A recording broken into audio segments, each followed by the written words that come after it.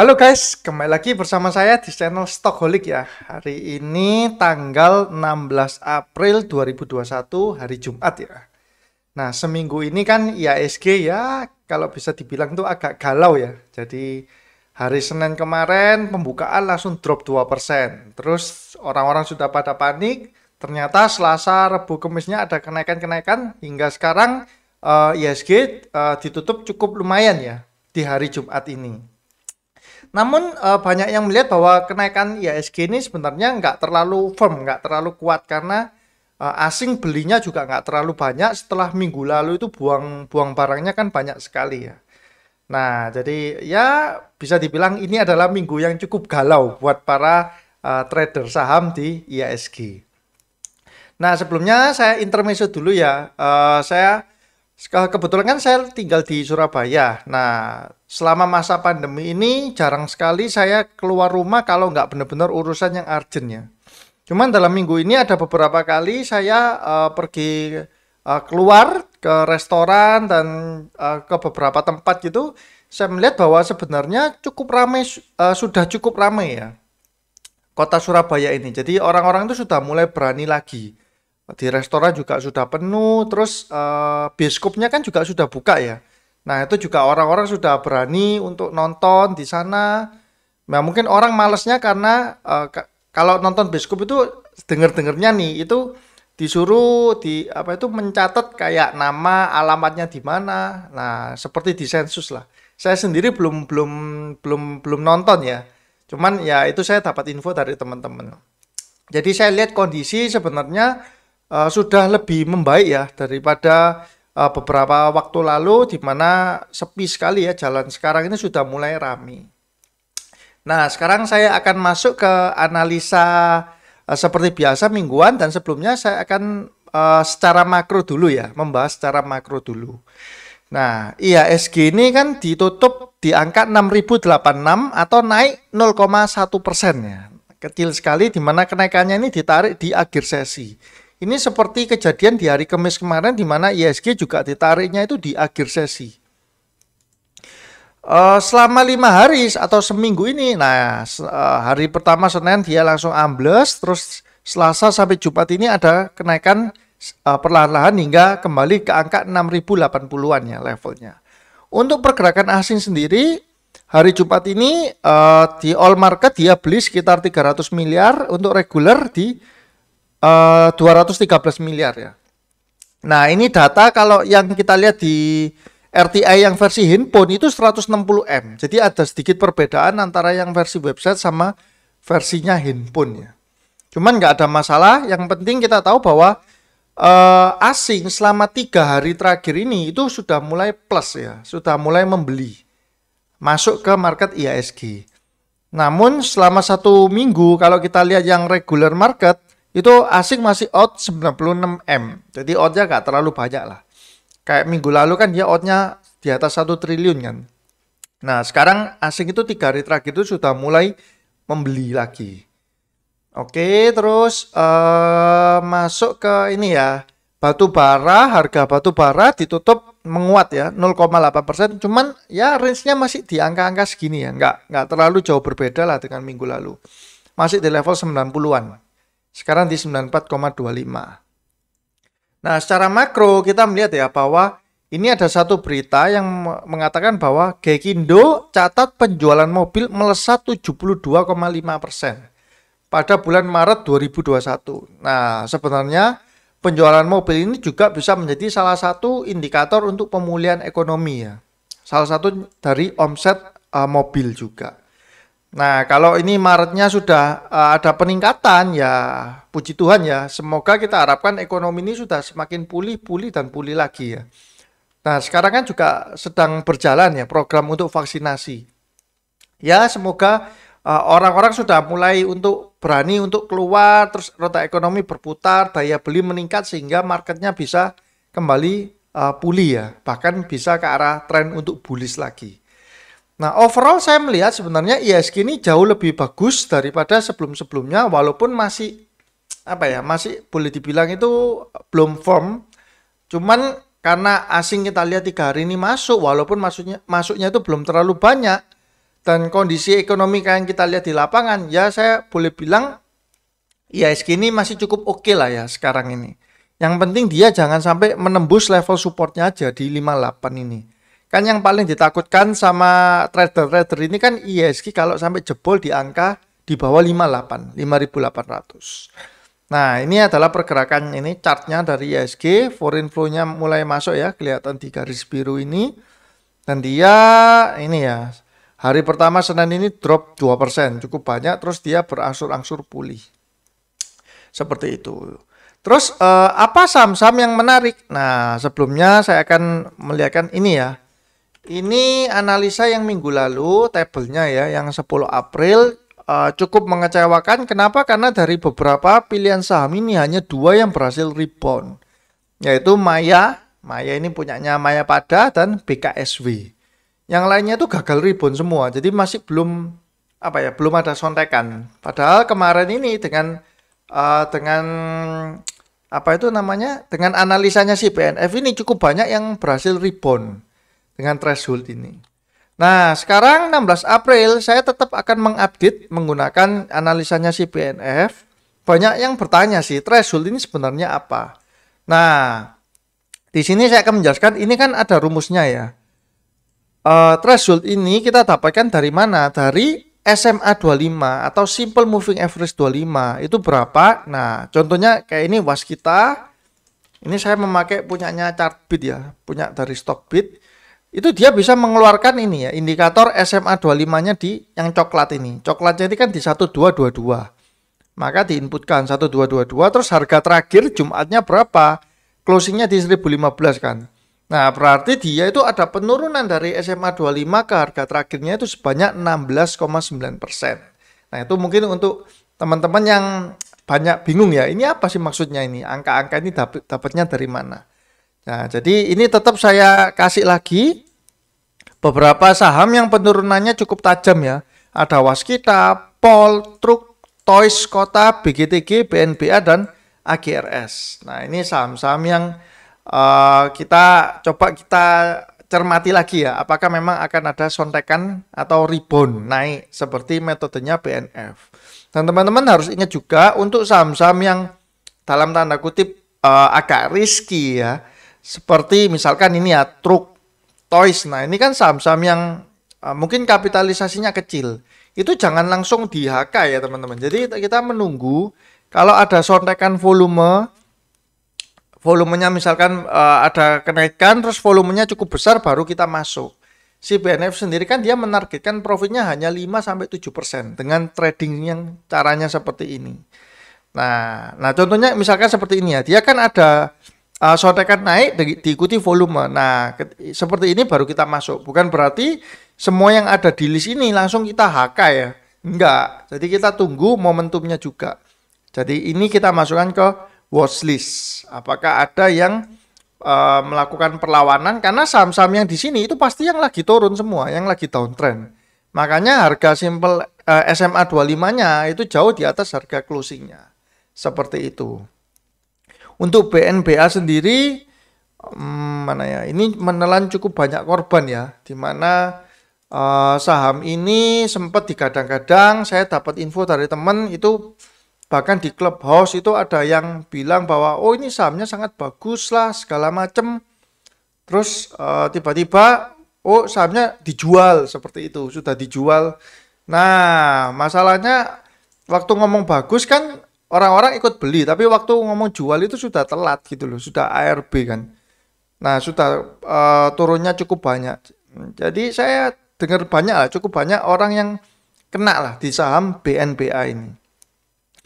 Nah, ini dia ARB lagi padahal sempat naik di 1215. Ini memang permainannya tingkat tinggi ya si BNBA ini. Ngeri. Nah, terus AGRS. Nah, yang paling banyak penurunannya kan si BNBA dan AGRS sama Pol ya. Ini kita bisa lihat sama satu lagi ini cuman Waskita ini yang sektornya yang blue chip ya. Maksudnya emitennya ya. Kalau yang lainnya ini kan emiten-emiten ya boleh dibilang second atau third liner lah. Waskita ini yang penurunannya cukup tajam dan dia termasuk salah satu emiten yang seharusnya masuk kategori blue chip juga. Nah, jadi mungkin saya akan mengamati di sini ya, BNBA, AGRS, Waskita, dan yang lainnya saya masukkan ke watchlist juga. Nah, selain sini, saya juga akan memberikan ini beberapa pilihan saham yang teman-teman bisa cermati juga untuk seminggu ke depan.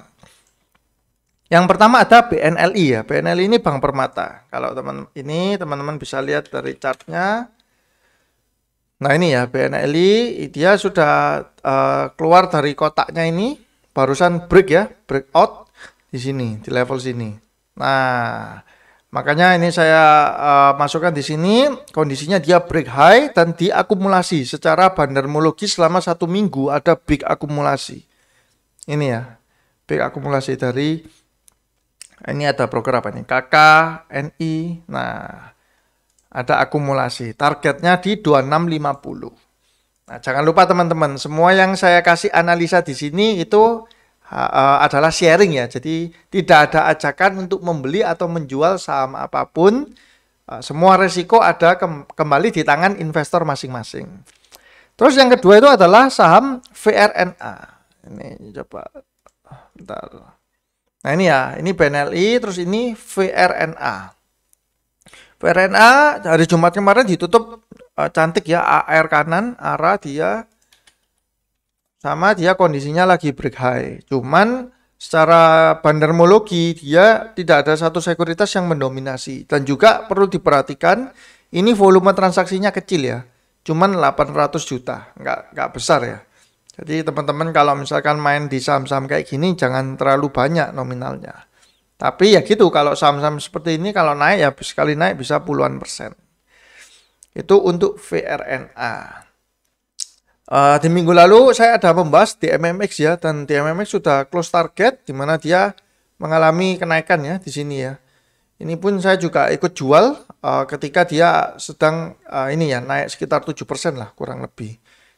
Jadi ini sudah nggak masuk hitungan lagi. Namun kalau kita lihat secara tren sebenarnya dia masih di kondisi uptrend seperti itu. Terus yang ketiga adalah ERA. Nah, ERA Fund ya. Dia Jumat ini juga naik 9,4 walaupun closingnya sebenarnya nggak terlalu bagus ya. Kenapa? Karena dibuang di akhir sesi dia dibuang ini 640. Ini coba kita lihat secara sudah jadi tanggal 17, sudah lewat jam 12 malam. Saya kembalikan ke tanggal 16. Nah ini. Yang beli ini asing, seingat saya. Nah ini ya, asing ya. AK sama KZ. BK juga. Yang jualan CS cuma sedikit tapi. Jadi ini asing akumulasi cukup banyak di saham ERA Fund ini. Cukup menarik dan juga dia secara teknikalnya dia ada breakout juga. Nah ini ya kotaknya ini. Seperti ini. Ini juga teman-teman bisa dimasukkan ke watchlist untuk minggu depan ya. Berikutnya ada MNCN. Nah MNCN ini sebenarnya trennya dia ini masih turun ya. Cuman saya melihat dia ini ada support kuat ini ya beberapa kali ya. Mencoba untuk dijebol di sini level 925, 930 ini, namun nggak kejebol-jebol. Nah terakhir dia di closing pas di supportnya di 930. Nah, kalau kita lihat secara bandarmologi ini lagi jualan ya, dan ini kemungkinan asing lagi. Bentar coba saya cek MNCN. No. Ini CS AK biasanya broker asing kan. Ya, CS AKRX yang jualan si asing. Nah, harganya sudah ada di area support. Nah, kalau teman-teman yang sukanya buy on support, nah bisa mencoba untuk melihat pergerakan saham dari MNCN. Kalau teman-teman masuknya yang break high ini, hati-hati ya, jangan terseret ya, jangan sampai terseret. Misalnya gini, contohnya saya ambil misalkan VRNA. Nah, VRNA ini kalau misalkan mau masuk di minggu depan kan pasti kita dapatnya itu kan di atas ini kan. Nah kalau dia sampai diseret turun jangan lupa pasang stop lossnya. Kenapa? Kalau dia misalkan dibawa turun sampai ARB, nah itu kita mesti sangat berhati-hati. Jangan kita lupa pasang stop loss ketika belinya sudah di breakout ya. Nah biasanya antara 3-5% lah untuk batas stop lossnya. MNCN sudah, terus ada Waskita. Nah, Waskita ini selain masuk di BNF ini juga masuk secara teknikal ya sebenarnya. Nah, di sini dia sama ada di level supportnya, di level support bawah. Terus ada akumulasi juga. Nah, terus sebenarnya terakhir itu ada berita yang bagus di mana dia berhasil menjual jalan tolnya ya. Entah berapa triliun saya lupa beritanya. Nah, itu sentimen positif untuk Waskita. Seperti itu. Jadi saya melihat ini juga cukup menarik dengan resiko yang kecil kita bisa atur ya 3-5%, tapi kalau potensi up-nya dia cukup tinggi. Seperti itu. Terus ada Friend. Nah, si Friend ini kan mau reg issue ya. Ini juga salah satu yang favorit. Friend, nah, Friend ini dia ada kenaikan. Setelah ini ya, saya sempat kotain di sini, ternyata dia jebol dan dia langsung melanjutkan uptrend. Nah, teman-teman saya yakin cukup banyak lah ya yang beli saham Friend ini karena ini sudah digaung-gaungkan juga selain di grup Stockholder juga di beberapa grup lain juga menggaungkan ini ya. Friend yang reg issue dengan harga pelaksanaan itu 120 per lembar saham. Jadi dia ada kenaikan. Nah, mungkin ada juga yang sudah take profit yang nggak masalah. Ada juga yang masih hold dan berharap dia melanjutkan uptrendnya ke 120. Friend ya. Ini secara bandarmologi memang ada small distribution, coba kita lihat ya. Friend. Yang jualan PD Indo Premier berarti ya. Broker yang biasanya dipakai oleh retail. Oke, lanjut yang terakhir. Nah, ini juga salah satu yang menurut saya sangat berpotensi lah ya. WSBP. Ini. Nah, dia ini harganya kan lagi disupport juga. Lagi turun disupport dan dia mulai selama ini dia mulai ada perlawanan untuk naik ya. Sini kita melihat daya belinya mulai ada dan dia sedang diakumulasi. CC ini mandiri sekuritas. Si WSBP ini beberapa saat yang lalu itu ada dikasih info bahwa lagi diajukan PKPU. PKPU itu penundaan kewajiban pembayaran utang. Jadi dia ada utang ke salah satu mungkin salah satu pihak, terus mungkin ya ini terus dia nggak bayar tepat waktu, diajukanlah PKPU itu. Nah, karena hal itu terus turun terus kan saham si WSBP ini. Cuman terakhir saya dengar itu ternyata PKPU-nya itu nominalnya tuh nggak besar sih. Coba saya search ya. PKPU WSBP. Nah, ini loh. Diajukan PKPU ya. Tanggal 7 April. Bla bla bla bla bla bla. Nah, ini loh. Utangnya itu 18 miliar ya. Si WSBP ini. Nah, ini ya ada penundaan hutang ini. Masuk di sini. Ada notasi sekarang ya. Jadi kita bisa langsung tahu, oh ini sedang ada masalah apa kayak gitu. Nah, dia punya equity kan 1,1 triliun. Nah, PKPU-nya itu 18 miliar. Jadi ya kalau saya boleh bilang nggak mungkin lah dibangkrutkan hanya karena 18 M. PKPU itu kan kalau misalkan nggak dibayar atau nggak ada perdamaian itu akan pilot statusnya. Nah, jadi tapi perusahaan kayak seperti WSBP ini saya rasa nggak mungkin lah. Kemungkinannya kecil lah, nggak boleh ngomong nggak mungkin lah. Kemungkinannya kecil sekali untuk pilot hanya karena hutang 18 miliar seperti itu. Jadi ini cukup menarik setelah dia jatuh cukup dalam ya. Nah, ini ya dari level 300 terus turun 200, ini sekarang menyentuh 190-an dan ya 199 sekarang. Ini juga menjadi saham yang menurut saya sangat menarik untuk pergerakannya kita amati minggu depan. Ada akumulasi dari CC, Mandiri Sekuritas. Seperti itu. Nah, untuk video kali ini cukup sekian ya. Kalau misalkan teman-teman ada ingin membagikan analisanya juga, jangan sungkan-sungkan untuk komentar ya di kolom komentar. Dan kalau teman-teman belum ada grup untuk saham, bisa masuk di grup saya yaitu grup Telegram Stockholder. Stockholder ID, sorry. Nanti saya kasih di di deskripsinya. Itu link untuk join. Oke, semoga teman-teman di rumah sehat selalu, cuan selalu ya. See you guys.